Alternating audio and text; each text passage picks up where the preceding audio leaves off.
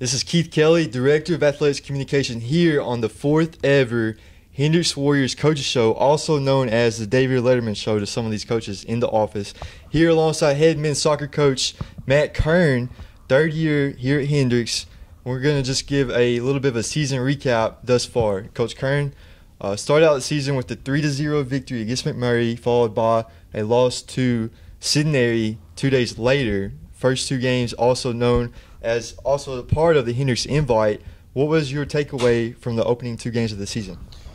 Both those results were fair results. We played really well against McMurray, had the better of possession, outshot them considerably, and to take away a 3-0 win to start the season was great. The game against Centenary on Sunday was a little bit more disappointing. We'd like to have that back. It wasn't an unfair result. I thought on the day Centenary deserved the win. I thought they played better in the second half. We got a little bit nervous. We had a lot of young players on the field, but we rebounded and were able to get things going the next game, and so it was a decent weekend to start. Talk about getting things going the right way. 2 days later, you guys played again outside of the Hendrix Invite in the first, I guess you call it first regular season game outside of a tournament. You guys took on Belhaven, still in Conway. Ricky Barrientos, true freshman, in his third ever collegiate game, recorded a hat trick en route to you guys' 4-2 victory, and also earned Southern Athletic Association Offensive Player of the Week honors. Talk about that win right there, and to get a guy that's relatively young in his collegiate career to record something that's pretty rare in soccer, especially college soccer. Talk about the mindset following that win, and you guys' second win, improving to 2-1 on the year. Beating Belhaven 4-2, I believe, was the score. Was a great result. Ricky obviously scored 3 that game in his third college game ever, and so it was a nice individual accolade for him. And for that performance, he was named SAA Offensive Player of the Week. Belhaven's a very good team. They're super physical. They play a pretty direct style. They're not dirty, but they're very, very physical. And so it was a style of play thing that we hadn't seen so far this year. And I thought our guys adapted well. That's a game I think that could have gone a different way had we not handled the conditions in the game, but it was a good 4-2 result for sure. Following that win, you guys took on Howard Payne, still in Conway, opened up the season with the first 5 games here in Conway. The fourth of the 5 against Howard Payne. Lost that one 2-1, really tough game, and then followed that up with a win against Louisiana College, a game that went into overtime and was ended golden goal situation, you know, the way overtime works for college. Safin Atwell with a game winner, game ender in the first period of overtime, his third goal of the season at the time, which also gave him the lead on the team, tied him for the lead, I should say, with sophomore Jack Butler at the time. So talk about that.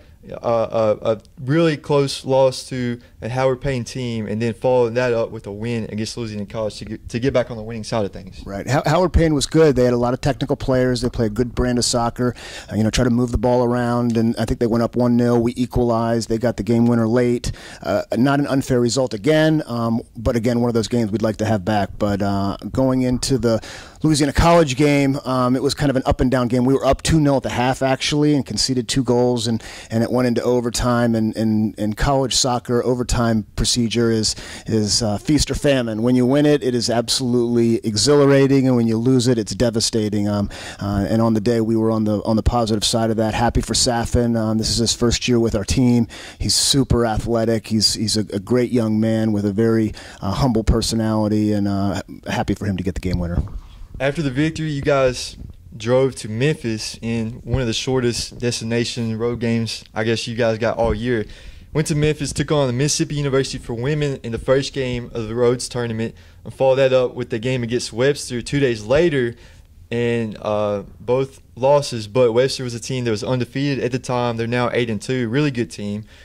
Talk about the mindset of that, following 2 losses, and just playing in Memphis, playing close to home, but just coming up short in both games. Talk about the mindset and the perspective after that.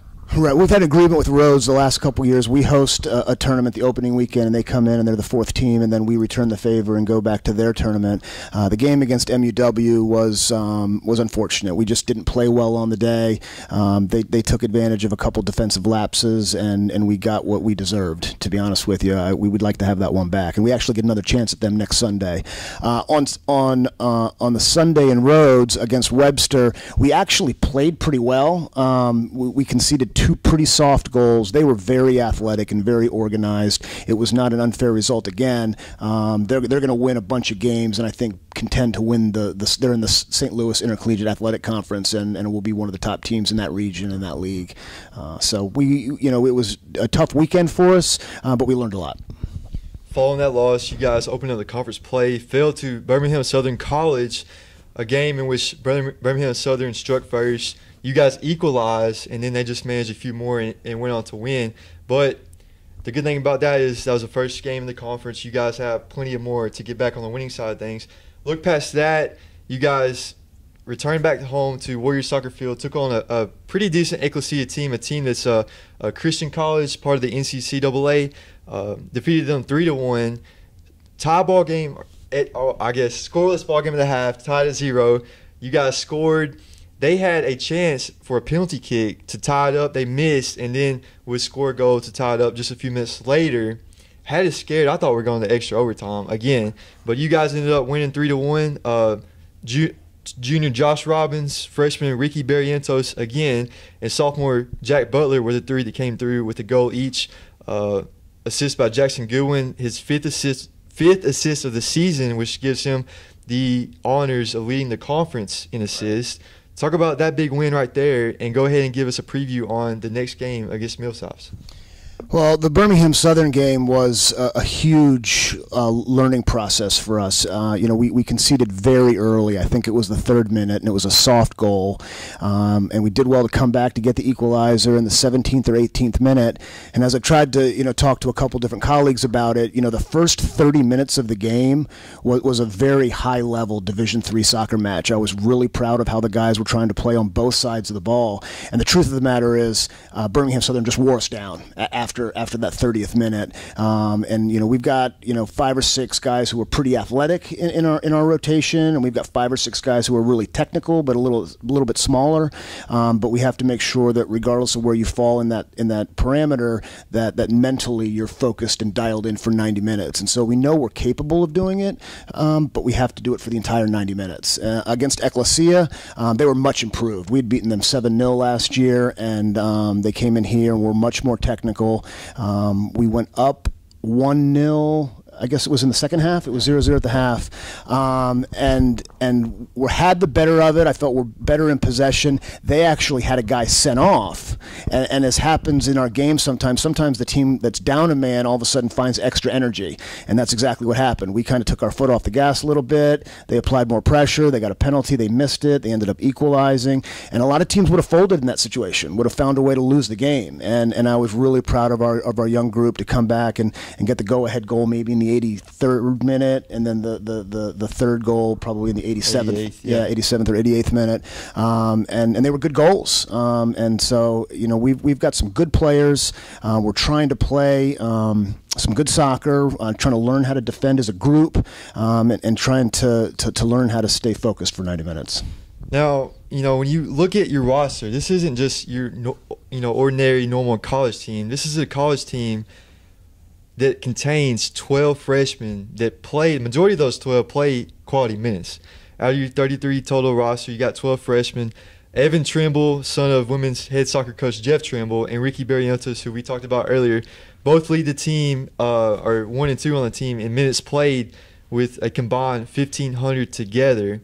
Talk about the production of some of these young guys, where it looks like they're being productive relatively young, which could be a long-term success for you in this program. Talk about your feedback on that. Right. Well, I think our roster right now, I think we have 4 seniors, we have 9 juniors, 8 sophomores, and 12 freshmen.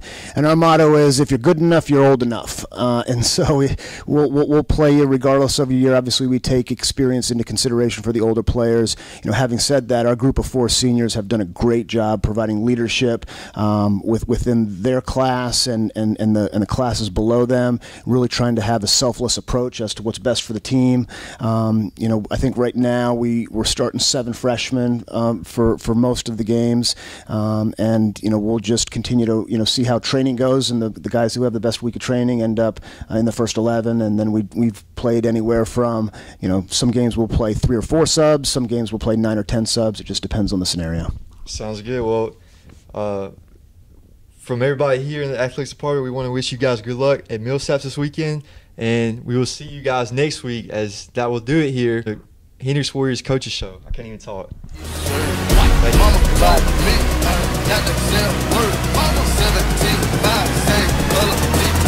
Thank you.